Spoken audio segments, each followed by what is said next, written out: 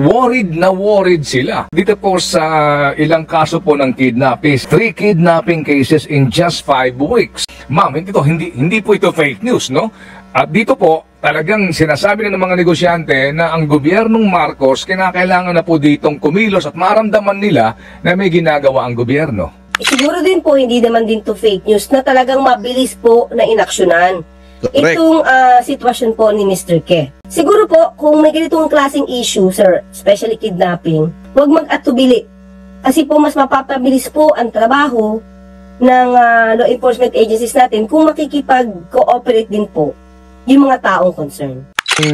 Dapat wala kasing kidnapping na nangyayari. Yan, see? Hindi po ba? Hindi nyo ba napapansin, mga kotsero? Ngayong panahon ni Presidente Bongbong Marcos, ang bilis makasarado ng kaso ng kapulisan natin. Nakuhuli nila agad.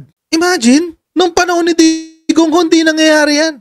Manghuhula ka talaga kung sino yung gumawa. Taon na ang binibilang, wala pa ring hustisya. Pero ngayon, 1 linggo lang, nahuli na agad. May partida pa yan, foreigner yung nahuli. Okay, eto kasi diba nung nakaraan, si Ted Filon, ini-interview si Yusek Claire. Shoutout kay Yusek Claire.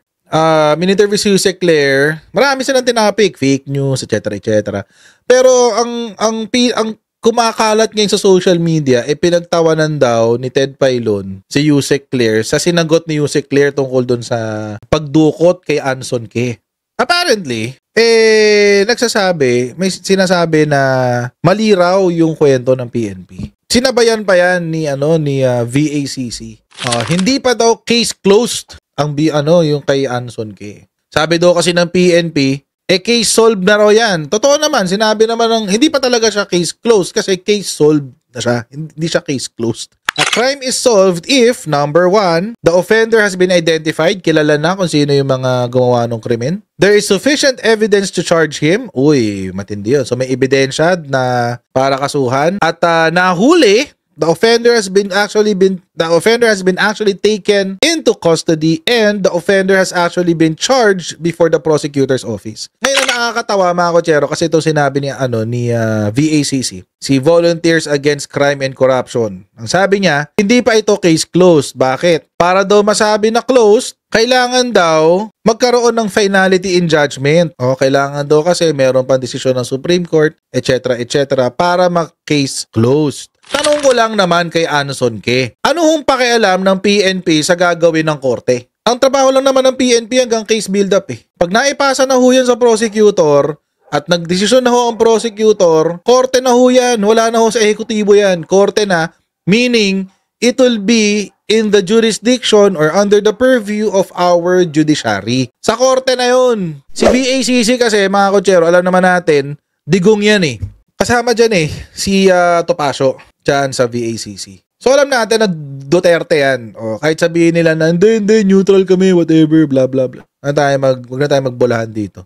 Pero ang laugh trip, pero ang pinakamaganda ho na sagot, itong yung usapan ni Ted Filon at saka ni Yusek Claire.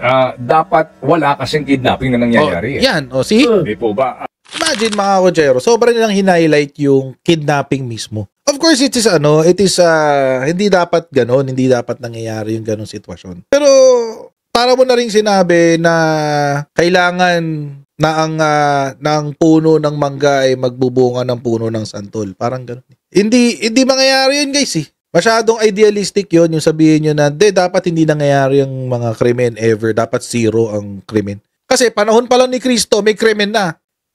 Nung panahon ni Cristo, na uso-uso ang death penalty na kung saan kapag ikaw ay nahulihan ng mga krimen, pwede kang ipako sa krus, hindi napigilan ng krimen, masalo ngayon na wala tayong death penalty. Agree ako sa sinabi ni Secretary, ni Yusek Claire, na hindi lang yung krimen ang dapat hinighlight. Dapat hinighlight din yung bilis ng pagkasolve ng krimen. Hindi nyo ba napansin? Halos 1 week lang ang diferensya.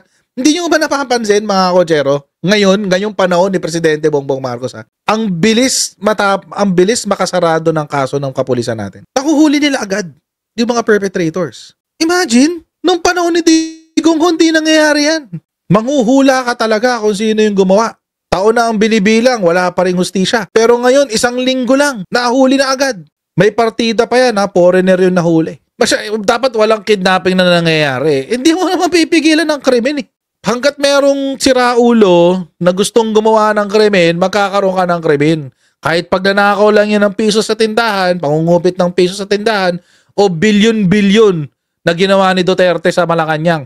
Kapag merong siraulo na gustong gumawa ng krimen, gustong makaisa, gagawin niya yun. Kaya nga di ba ang sinasabi ng pulis sa atin, hindi natin mapipigilan ng kriminal. Ang pwede lang natin gawin ay wag silang bigyan ng pagkakataon na gumawa ng krimen. Wala tayo sa ideal na mundo. Wala pa tayo sa paraiso kung saan wala ng demonyo na mag-uudyok sa mga kababayan natin na, dukutan mo yan. Dukutin mo. Dalhin mo sa ganitong lugar. Ganyan-ganyan. Kunin mo si ate. Dalhin mo sa ganyang lugar. Gawin mo gusto mong... Hindi, wala pa tayo sa heaven, guys. Si Digong pa lang ang nakakapunta sa paraiso. Sinabi niya yun. I've been to paradise. Sinabi ni Digong yan.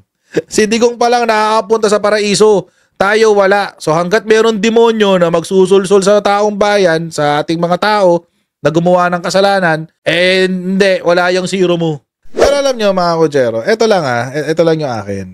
For all the improvements na meron po ngayon ng ating gobyerno, malayo pa po ang dapat nating puntahan pagdating sa mga isyong ganyan, no, sa governance. But, ito naman ang masasabi ko, mga kutsero. Malayo na ang narating ng Pilipinas. Malayo pa man ang pupuntahan, pero malayo na ang narating dito sa Marcos administration kumpara doon sa pinanggalingan natin kay Digong.